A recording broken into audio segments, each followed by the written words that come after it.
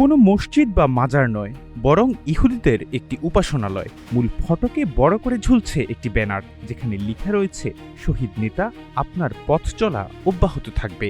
এমন দৃশ্য দেখা গেল ইরানের ইউসুফ আবাদের সুক্কাত সালম সিনাগগে। ইসরায়েল ও যুক্তরাষ্ট্রের সামরিক আগ্রাসনের মধ্যে ইরানের ইহুদি সম্প্রদায় নিঃশর্তভাবে সমর্থন করছে নিজেদের মাতৃভূমিকে। তারই একটি ক্ষুদ্র প্রমাণ সিনাগগের এই ব্যানার।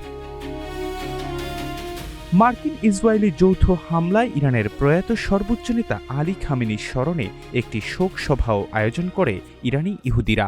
জীবন অবাক না করলে কে করবে? 28% মিল্ক ফ্যাটের অবাক করার সাথে ফ্রেশ মিল্ক পাউডার। জীবন অবাক করুক প্রতিদিন। সম্প্রতি সুক্কাত শালম সিনাগগে অনুষ্ঠিত হয় এই শোক সভা। এতে দেশটির ইহুদি নাগরিকরা ইরানের সকল মানুষের সঙ্গে তাদের সম্প্রদায়ের সংহতি ও প্রয়াত সর্বোচ্চ নেতার পথ অনুসরণ করার অঙ্গীকার ব্যক্ত করেন। বিপ্লবের আগে, বিপ্লব চলাকালীন এবং বিপ্লবের পরেও আমাদের যা বার্তা ছিল তাই রয়েছে। প্রয়াত নেতার পথ অনুসরণ করে ইরানি জনগণের প্রতি ইহুদি সম্প্রদায়ের সংহতি। এই সময় ইরানি জনগণের মধ্যে ঐক্য ও সংহতি আরও শক্তিশালী এবং সুস্পষ্ট হয়েছে। প্রায় 50 রাত ধরে বিভিন্ন অঞ্চলের মানুষ একত্রিত হয়ে এমন একটি অবস্থান ঘোষণা করেছে যা ইরানি জনগণের দেশপ্রেম ও গর্বকে প্রতিফলিত করে।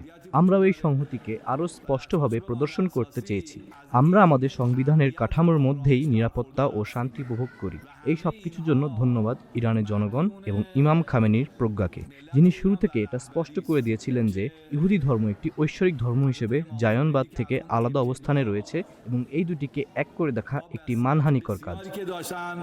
দেশটির ইহুদি নেতারা জানান, মার্কিন ইসরায়েলি আগ্রাসনের মোকাবেলায় ইরানের জনগণ আগের চেয়ে আরও শক্তিশালী এবং ঐক্যবদ্ধ হয়েছে। দেশটির ইহুদিরা অন্যান্য সম্প্রদায়ের মতোই ইরানের সশস্ত্র বাহিনীর প্রতি তাদের কৃতজ্ঞতা প্রকাশ করে।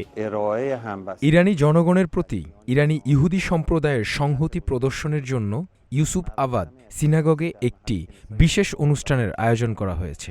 এই অনুষ্ঠানে আমাদের শহীদ নেতাকে স্মরণ করা হয়েছে এবং শক্তিশালী আমেরিকান জায়নবাদী শত্রুর বিরুদ্ধে বিজয়ের জন্য ইরানি সশস্ত্র বাহিনীকে ধন্যবাদ জানানো হয়। ইরানি গণমাধ্যমের তথ্য মতে বর্তমানে দেশটিতে 8 থেকে 10 হাজার ইহুদি বসবাস করে, যাদের অর্ধেকেরও বেশি তেহরানে থাকেন। এর মধ্যেই গত 6 এপ্রিল তেহরানের কেন্দ্রস্থলে অবস্থিত রাভেনিয়া সিনাগগটি ইসরায়েলি বিমান হামলায় ধ্বংস হয়ে গেছে। ঠিক ভোর 3টায় রাভেনিয়া সিনাগগকে লক্ষ্যবস্তু করা হয়। আমাকে ঘটনাটি সম্পর্কে জানানো হয়েছিল এবং আমরা ভোর থেকে উদ্ধার অভিযানটি সরাসরি প্রত্যক্ষ করছিলাম। এটি ছিল একেবারেই মর্মান্তিক এবং অবিশ্বাস্য।